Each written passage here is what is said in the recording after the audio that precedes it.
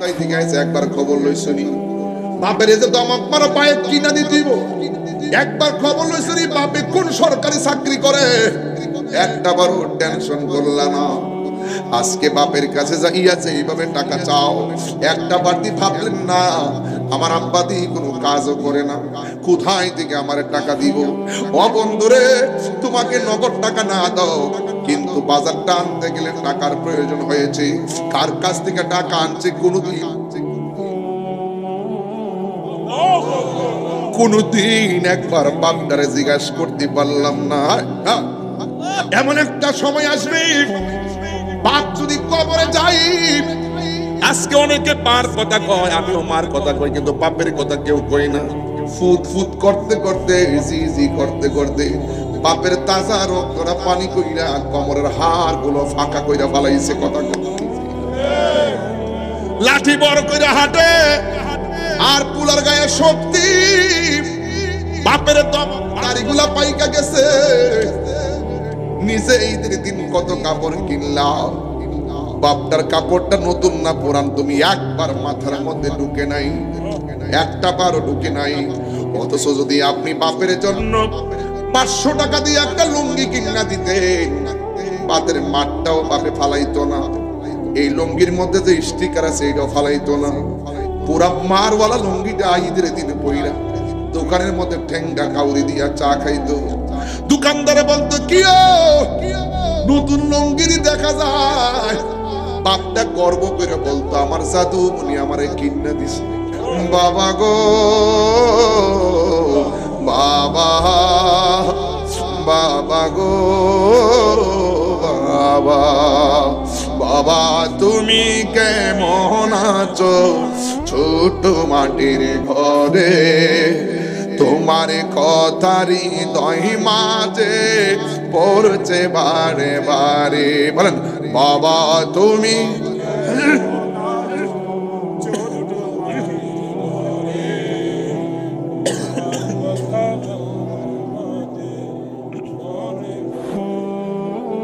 বাবা গো বাবা, বাবা গো বাবাই, কত আদর কত স্নেহ তোমার কাছে পেলাম, সব কিছু হারিয়ে আজকে নিঃস্ব হয়ে গেলাম।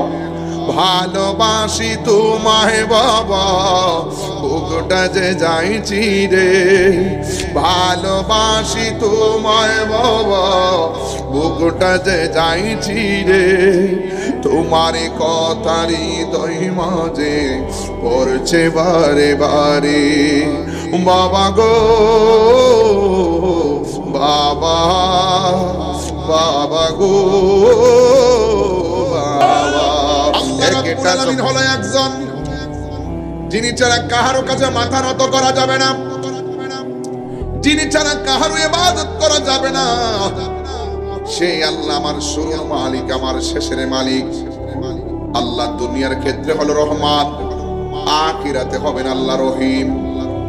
দুনিয়ার ক্ষেত্রে আল্লাহ রহমান হয়েছে বলেই বিগত রমজান মাসে কেউ রোজা রাখে না, অনেকে রোজা রাখে নাই, দুপুর বেলা হোটেলে যাইয়া ভাত খাইছে। ইচ্ছে করলে আমার আল্লাহ রাব্বুল আলামিন ওই রোজা ভাঙ্গার কারণে মাছের কাটা গলার মধ্যে লাগাইয়া রিজিকের দরজায় তালা মারতে পারতো কি পারতো না? আপনি যে এশারের নামাজ না পড়ে ঘুমাইয়া গেলেন, ফজরের নামাজ আযানের আগে ঘুমের ঘরে আল্লাহ আমাদেরকে ব্রেইন স্ট্রোক করে ফেলা রাখতে পারতো কি পারতো না? দুনিয়ার জমিনে কেউ যদি কারো চাকরি করে গো, হাইরে এক মাসের মধ্যে 20 দিন ডিউটিতে না গেলে বেতন কাটা। আর আল্লাহ আমরা টেন্ডারবাজি করার জন্য পাঠাই নাই, রাহাজানির জন্য পাঠাই নাই। আল্লাহ আমাদেরকে বলে দিয়েছেন আমি তোমাদেরকে বানাইছি একমাত্র আমি আল্লাহর গোলামি করার জন্য। আজকে আমরা নামাজ না পড়া ফজর জোহর আসর মাগরিব এশা কাটাইলাম। আল্লাহ রাব্বুল আলামিন ইচ্ছে করলে এই হাজিরা মিস্টেক করার কারণে আমার আল্লাহ প্যারালাইসিস করে ঘরের মধ্যে ফালায় রাখতে পারতো কি পারতো না? আমার আল্লাহ আপনাকে আমাকে ছাড় দিয়েছেন, কিন্তু হাসরের ময়দান যেদিন কায়েম হবে, আল্লাহ রাব্বুল আলামিন আমাদেরকে ছেড়ে দিবেন না। এই জন্য যুবক ভাইয়ের আমার, রহমানাদ দুনিয়া রহিম ফিল আখিরাহ, রহমান আল্লাহ দিন দুনিয়ার জন্য রেখে দিয়েছেন, আর রহিম হয়ে যাবে হাসরের মাঠের জন্য। এই জন্য আমার যুবক ভাইয়েরা, সেই টাইমে মানুষ নামাজের টাইমে আশহাদু আল্লাহ বলে হাত আঙ্গুলটা তুলে, আর ওই টাইম অনেক গোলা পান দোকানের মধ্যে যায় এই আঙ্গুল দিয়ে ক্যারাম বোর্ড খেলে। কথা কোন ঠিক কিনা? আইপিএল খেলা চলে ইন্ডিয়া, জুয়ারি চলে লক্ষ্মীপুর, আছে না নাই? প্রতি বলে বলে জুয়ারি আছে না নাই? প্রতি বলে বলে জুয়ারি আছে না না?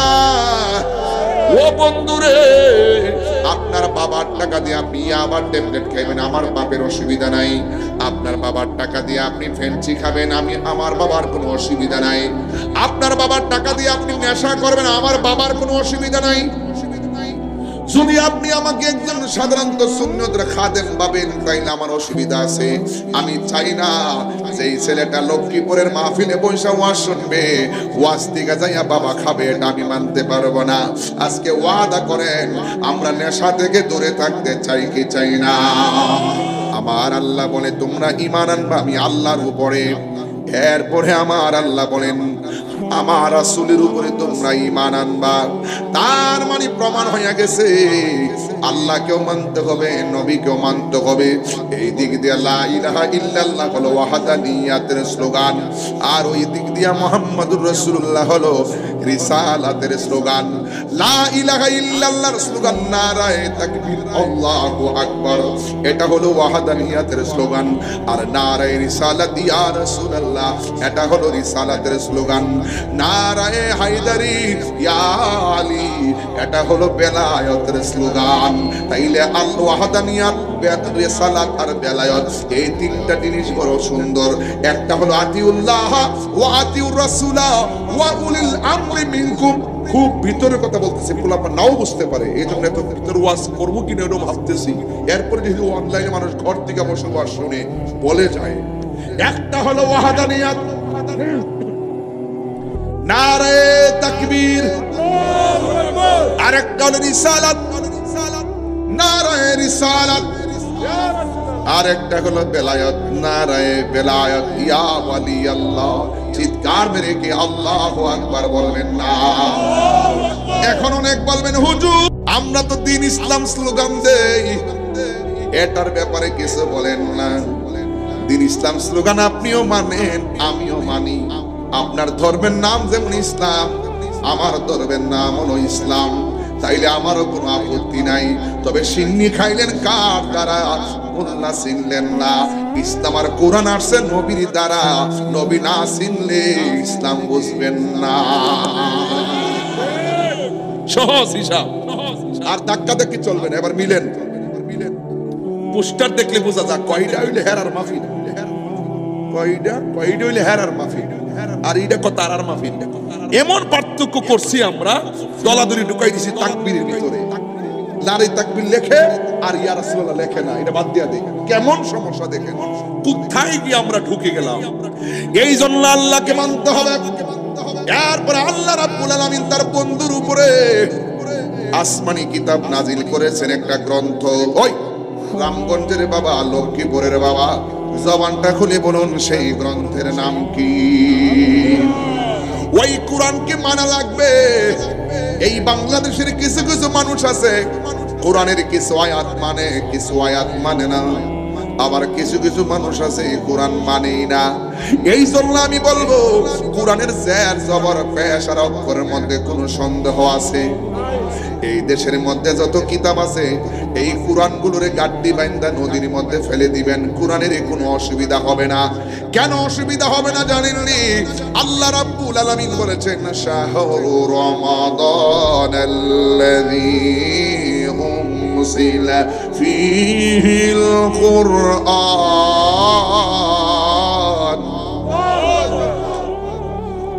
আল্লাহ রাব্বুল আলামিন বলেন এই কোরআনটা আমি রমজান মাসে নাযিল করেছি। আরেক জায়গায় আমার আল্লাহ বলতেছেন ইন্না নাহনু নাযালনা যিকরা ওয়া ইন্না লাহু লাহাফিজুন। আল্লাহ রাব্বুল আলামিন বলেন, নিশ্চয়ই আমি কোরআনকে নাযিল করেছি, এই কোরআনকে হেফাজতের দায়িত্ব আমি আল্লাহ কাউরে দেই নাই।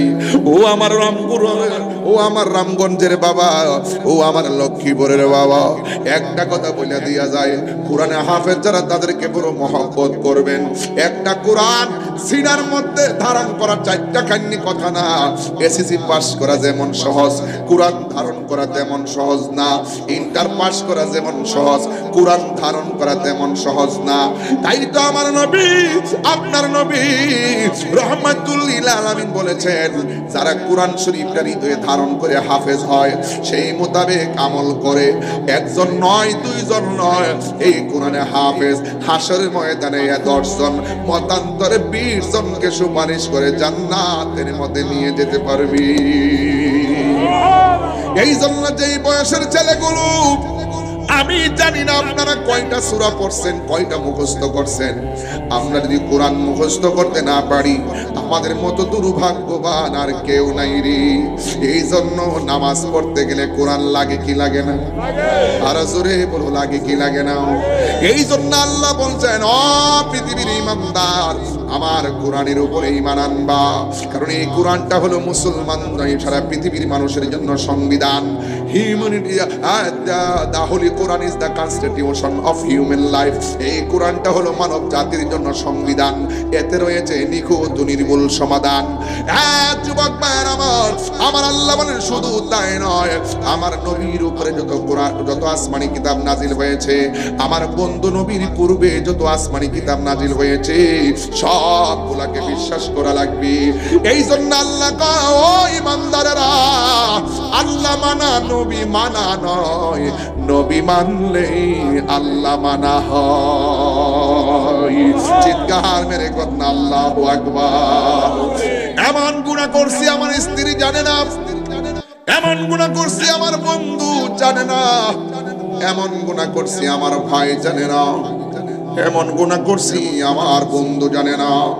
ও যুবকের দল, কিন্তু আপনারা জবান খুলে কোন, এই যাররা যাররা পরিমাণ গুনার খবর একজনের কাছে আছে, জবানটা খুলে বলুন তিনি কে? গুনাহ করছেন কাউরে বলেন নাই, কিন্তু আজকের মাহফিলে শেষ বেলায় চোখের পানি ফালাইয়া ফালাইয়া যদি আমার আল্লাহর কাছে বলতে পারেন, গুনার বোঝা মাথায় একটু দরদ লাগাই দেন, মা বাবার চেহারা খেয়াল করে পড়েন, গুনার বোঝা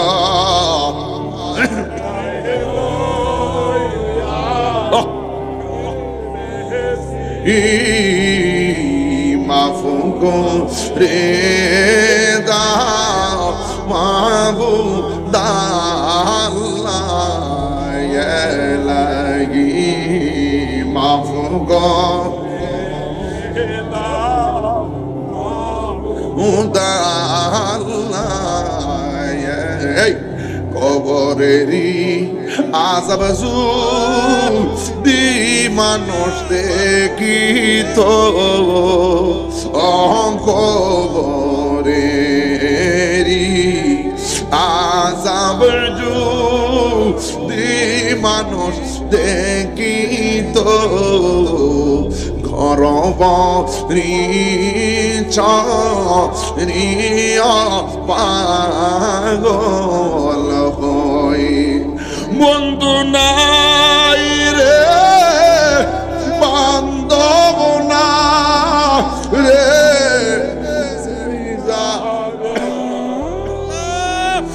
বন্ধু নাই রে,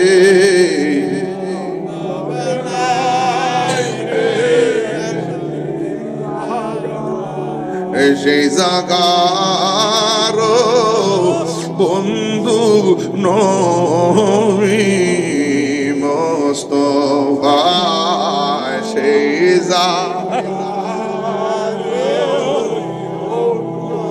নবী মুস্তাফা। কান্দায় না কান্দা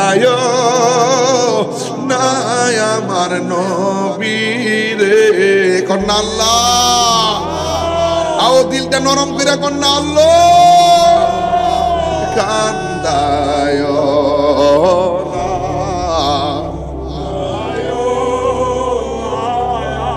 নবীরে নবীরে কান্দাইলে কাঁদবা হাসরে একটা জবান বন্ধ রাখবেন না। মা যদি হারায় থাকেন মার চেহারাটা মনে করেন, বাবা যদি হারায় থাকেন বাবার চেহারাটা মনে করেন। ও বন্ধুরে, বাড়িতে মা বাবার মনে কষ্ট দিয়া আমি তাহিরির সামনে লক্ষ্মীপুর মাহফিলে বইসা আমার মনে কষ্ট দিয়ে আমার সামনে বসে ওয়াজ শুনবেন। আপনার মতো মুরিদ আমি তাহিরির দরকার নাই, আপনার মতো শ্রোতা আমার দরকার নাই। কেন বলছি জানেননি? এই পৃথিবীর মধ্যে সবার দুয়ার মধ্যে স্বার্থ আছে, কিন্তু মা বাবার দুয়ার মধ্যে কোনো স্বার্থ নাই। আমি আপনাকে শত শত প্রমাণ দিব। মার দোয়া পাইয়া অনেক মানুষ সাধারণ বান্দা থেকে আমার আল্লাহর বন্ধু হয়ে গেছি। কথা কোন ঠিক কিনা? আমি তাহিরি আমার বাবা হারাইছি, যারা বাবা হারাইছে সে জানে।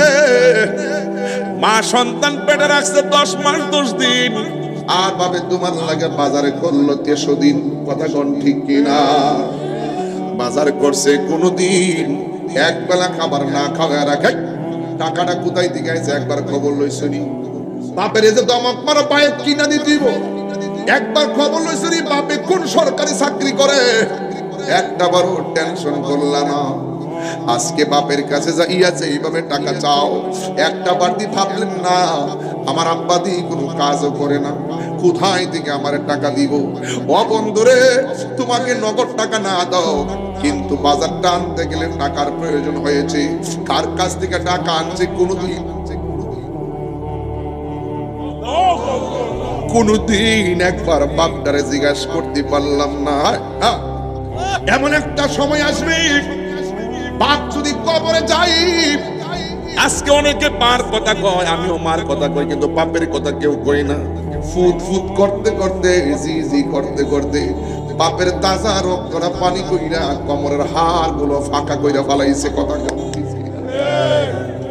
লাঠি বড় কইরা হাঁটে আর পুলার গায়ে শক্তি, বাপের দমক মারে। ও যুবক, আমি কিন্তু ওয়াজের শুরুতে বলছি ইবাদত, মোহব্বত, সোহবত, খেদমত।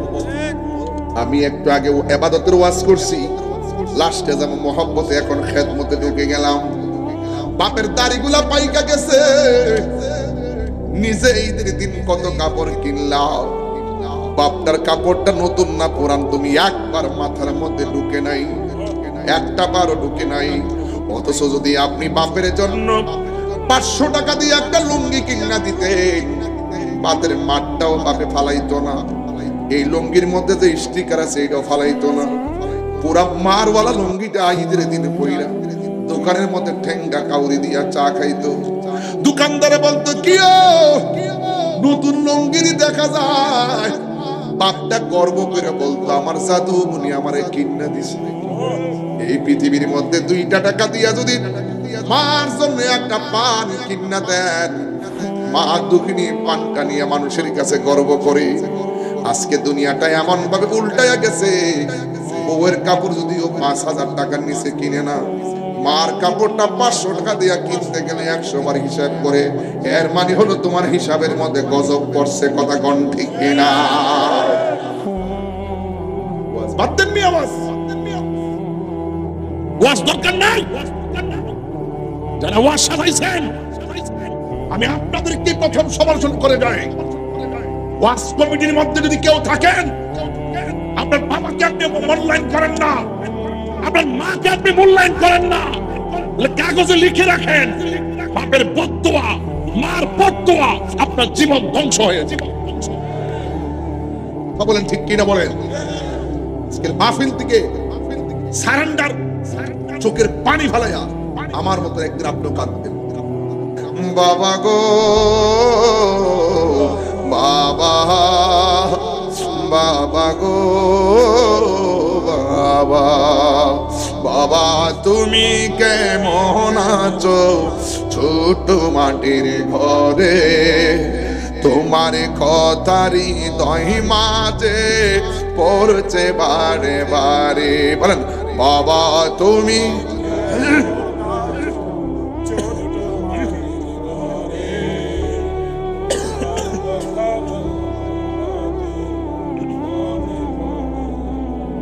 বাবা গো বাবা, বাবা গো বাবাই, কত আদর কত স্নেহ তোমার কাছে পেলাম, সব কিছু হারিয়ে আজকে নিঃস্ব হয়ে গেলাম। ভালোবাসি তোমায় বাবা, বুকটা যে যাইছি রে, ভালোবাসি তোমায় বাবা, বুকটা যে যাইছি রে, তোমার কথারি দই মাঝে পড়ছে বারে বারে। বাবা গো বাবা, বাবা গো বাবা, একটা জবানও বন্ধ রাখবেন না, চিৎকার মেরে কন্যা আল্লাহু আকবার। আমার যুবক ভাইরা রে, আমি বলছিলাম এক সাহাবী আমার নবীর কাছে আয়েশা কই, ইয়া রাসূলুল্লাহ আমার কাছে সবচাইতে ভালো ব্যবহার পাওয়ার উপযুক্ত মানুষটাকে? আমার নবী বললেন তোমার মা। এরপরে জিগায় তারপরে কে? কয় তোমার মা। এরপরে জিগায় তারপরে কে? আমার নবী বললেন তোমার মা। তিনবার মায়ের কথা বলার পর ওই সাহাবী আমার নবীকে বলেন নবী গো, এরপরে আমার কাছে ভালোবাসা পাওয়ার লোকটাকে? আমার নবী বলেন তোমার বাবা। এরপরে কে? আমার নবী বলেন তোমার প্রতিবেশী। আজকে হিসাব মিলাইয়া দেখেন, যার কথা বলছে একবার প্রতিবেশী, প্রতিবেশীর মানুষ বড় ভালো লাগে, যার কথা বলছে তিনবার সেই মা দুঃখিনীকে ভালো লাগে না। এমন সন্তান জমিনে আসে না না।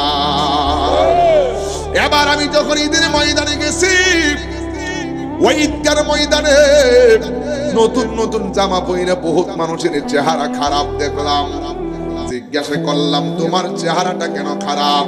সে বলে কি জানেননি হুজুর, আমি গতবার আম্মার সালাম কইরা ঈদগার ময়দানে গেছিলাম, এইবার আমি নতুন জামা গায়ে লাগাইছি, কিন্তু আমার মার সালাম করে যেতে পারি নাই। ও হুজুর, আমি নতুন জামা লাগাইলেও আমি আমার আম্মার সালাম করে যাইতে পারি নাই। এই জন্য কাপড় কোনো শেষ নাই, আমার আনন্দের কোনো শেষ নাই। এরপর মা মনের মধ্যে শান্তি লাগে না। মা বিহনে বাবা বিহনে বাড়িটা অন্ধকার, কথা বলেন ঠিক কিনা? ওই মা এমন মা, আপনি যদি মারা যান রাস্তায়, যদি অ্যাক্সিডেন্টে আপনার চেহারাটা একদম ফেটে যায়, পৃথিবীর সবাই ভয় পায়, আপনাকে হাত দিয়া ধরে না। আর মা দুঃখিনী শাড়ির আসল দিয়া মগজগুলা রাস্তায় থেকে টুকাইয়া টুকাইয়া পানি দিয়া দৌত করে মাথার ভিতরে ঢুকাইয়া শেষ বিদায় দেয়, কথা কন ঠিক কিনা? মায়ের মায়ের কান্দন যাবত জীবন, 2-4 মাস বোনের কান্দন রে, ওরে গোরের পরি বারের কান্দন কয়ে কি দিন পর থাকে না। দুঃখের দরদি আমার জনম দুঃখী মা, গর্ভধারিণী মা, জন্ম দুঃখিনী মা, দুঃখের দরদি আমার জনম। দেখ কত না মারাত বহালো বিজল গুয়ে মতে, আমার শুকনায় রাখিয়া মায়ে তাকে বিজাতে। এই তাহিরি ডাইকা বলে জান্নাত মায়ের পায়ের তলে গো। ওরে দেখি বুখারী হাদিস স্কুলে করছে নবী ঘোষণা, দুঃখের দরদি আমার জনম দুঃখী মা। ওই মা বাবার খেদমত চাই কে কে? হাত তুলে দেখান। নারে তাকবীর, নারে রিসালাত।